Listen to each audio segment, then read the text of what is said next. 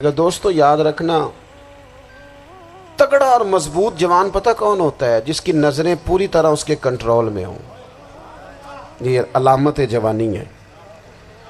جس آدمی کا پوری طرح، دو لوگ دنیا میں کبھی کوئی کارنامہ سر انجام نہیں دے سکتے، ایک جو حرام کھاتا ہو، ایک جس کی نظر ناپاک ہو۔ محمد بن قاسم جب یہاں آئے تھے نا،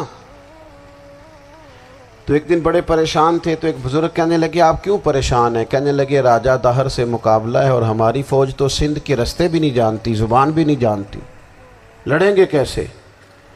دو چار دن کے بعد ان بزرگوں کی دوبارہ محمد بن قاسم سے ملاقات ہوئی تو بڑے خوش تھے۔ کہا اب آپ کیوں خوش ہیں؟ کہنے لگے وہ میرا مقابلہ نہیں کر سکتا، میں نے تحقیق کر لی ہے۔ کہا کیوں؟ کہنے لگے نظر کا گندہ ہے، اور جو نظر کے گندے ہوتے ہیں وہ میدانوں میں ٹھہرا نہیں کرتے۔ میدان کے لیے نکلنے کے لیے پاک جوانی کی ضرورت ہوتی، تطہیر مزاج ہونا ضروری ہوتا ہے، پاکیزہ افکار اور سچی اور سچی ستھری سوچوں کا ہونا ضروری ہوتا ہے۔ اس لیے فرمایا کہ میرا مقابلہ نہیں کر سکتا۔ حضرت عبداللہ ابن حذافہ کمرے میں تھے، تو وزیر کی بیٹی اندر سجی سنوری پہنچ گئی۔ جیسے ہی آپ نے اس کفر کی چال کو دیکھا تو تیمم کر کے نفل شروع کیے۔ وہ ساری رات بیٹھی رہی، رب کا بندہ ساری رات عبادت کرتا رہا۔ عبادت بڑا سہارا ہے، مصلی بڑا سہارا ہے اللہ کے بندوں۔ صبح دروازہ کھولا، وزیر نے اپنی بچی سے پوچھنا چاہتا تھا رزلٹ کیا نکلا، تو وہ کہنے لگی پیچھے ہٹ جا، اب تیرا میرا تعلق کوئی نہیں، میں نے نبی پاک کا کلمہ پڑھ لیا۔ اس نے کہا میں نے بھی زمانہ دیکھا ہے، پر یہ کیا لوگ ہیں، کستوری کے بنے ہوئے، سندل سے دھلے ہوئے، کہ میں ساری رات کمرے میں رہی اور 100 اور 1000 آدمی جس جوان کا مقابلہ نہ کر سکے، اتنا طاقتور جوان کمرے میں رہا اور اس نے نظر اٹھا کے نہ دیکھا۔ او کچا رنگ للاری والا جڑا چڑھدا تے لیندا رہندا ہے، اے عشق تیرے دا رنگ محمد چڑھیا پھر نہیں لیندا۔ میں کہا ایک دفعہ نظر اٹھا کے نہیں دیکھا، کمال ہو گئی۔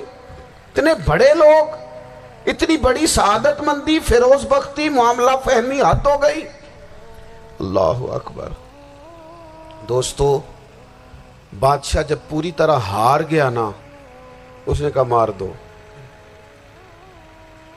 تیل گرم کیا ایک کڑاہی میں، اور جب آپ کو اس میں ڈالنے لگے تو آپ کی آنکھوں میں آنسو آ گئے۔ بادشاہ کا خیال ہوا شاید نرم ہو گئے ہیں، کہنے لگا روئے کیوں؟ فرمانے لگے سوچتا ہوں جان ہی ایک ہے، کتنا مزہ ہے اس کی راہ میں جان دینے کا، کتنی لذت ہے اس کے نام پر مرنے میں، کتنا لطف ہے۔ جے تو چڑھیا اتے دار بھی نہیں، تے جے تو وکیا عشق بازار بھی نہیں، تے ایڈا سستا سودا پیار بھی نہیں، تے ایڈا سستا لبدا یار بھی نہیں۔ کئی جنگل گانے پیندے نہیں، کئی دوزخ لنگنے پیندے نہیں، جے وہ اس ملوں بھی مل جاوے، ایدوں سستا ہور بپار بھی نہیں۔ تے کچھ سمجھ نہ آوے لوکاں نوں وہ کادے نال شہید کرے، ڈٹھی یار دے ہاتھ تلوار بھی نہیں، پر او دا خالی جاندہ وار بھی نہیں۔ کہنے لگے ایک جان ہے نا، تو دل کرتا ہے ہزاروں ہوتی تو ایک ایک کر کے محبوب کے نام پہ قربان کرتا، جب میرے پاس ہے ہی ایک، کروں کیا؟ حضرت عبداللہ ابن حذافہ رضی اللہ تعالیٰ عنہ جب روئے اور بادشاہ نے یہ بات سنی، تو بادشاہ اٹھ کے کھڑا ہو گیا، سارے وزیروں مشیروں کو کہنے لگا تم نے کہا تھا نا بندہ ضائع کرنے والا نہیں، یہ بھی ضائع کرنے والا نہیں۔ کہنے لگا میرا ماتھا چومو، تم جیسے لوگوں کو قتل نہیں کرنا چاہیے، آزاد کرنا چاہیے۔ عزیز اپنی زندگی سے نا یہ بہت زیادہ ہرس، ہوس، طمع، اور یہ کسی بات کی بھی ہو، ہرس صرف پیسوں کی نہیں ہوتی ہے، شہرت کی بھی ہوتی ہے، یہ بیماری انسان کو اقتدار کی بھی ہوتی ہے، تعریف کی بھی بیماری ہوتی ہے، یہ سارے نقص ہوتے ہیں لوگوں کو، اور معاذ اللہ بعض جبوں کبوں کے اندر بھی ہوتے ہیں، وہاں بھی پنپتے ہیں۔ اپنی زندگی جب تک اس سادگی میں نہیں لاؤ گے جو رسول پاک نے عطا فرمائی ہے، جب لوگ آسانیوں میں پوری طرح الجھ گئے تو پھر وہ دور ہوئے اور کفر چڑھ گیا۔ دوسری بات، اللہ کے محبوب صلی اللہ تعالی علیہ وسلم کی محبت ہم سے تقاضا کرتی ہے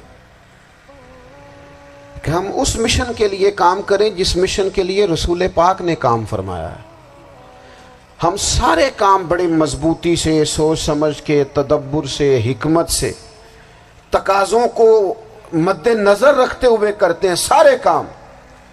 دین کے کام میں ہمارا مزاج نہیں ہوتا، او ہو جائے گا جی، آپ بسم اللہ پڑھیں جی، شروع کریں جی۔ آپ تقاضوں کو سمجھیں، چیزوں کو دبائیں نہیں، چیزوں پر غور کریں۔ کسی کے ذہن کی سطح پر سوال ابھرتا ہے، اس کا تسلی بخش جواب دیں۔ اپنی زندگی میں دین کے کام کے لیے اپنے آپ کو وقف کریں، اور دین کے کام کے بہت سارے پہلو ہیں۔ ہزاروں لوگوں کو قرآن پاک ٹھیک پڑھنا نہیں آتا، ہزارہا لوگ ہیں جو قرآن مجید کے مطالب سے آگاہ نہیں ہیں، دین کی بنیادی ضروریات سے لوگ نابلد ہیں۔ میں آپ کو کس طرح یہ بات سمجھاؤں کہ ہزاروں کی تعداد میں طلاقیں اس لیے ہوتی ہیں کہ مردوں کو طلاق کے مسئلے نہیں آتے، انہیں پتہ نہیں ہے کہ مجھے حقوق زوجین کے معاملے میں کیسے چلنا۔ ڈھیر سارے گھروں میں تباہی اس لیے ہے کہ تربیت اولاد کا دینی منہج ہمیں نہیں پتا۔ اپنا حصہ ملائیں دین کے کام میں۔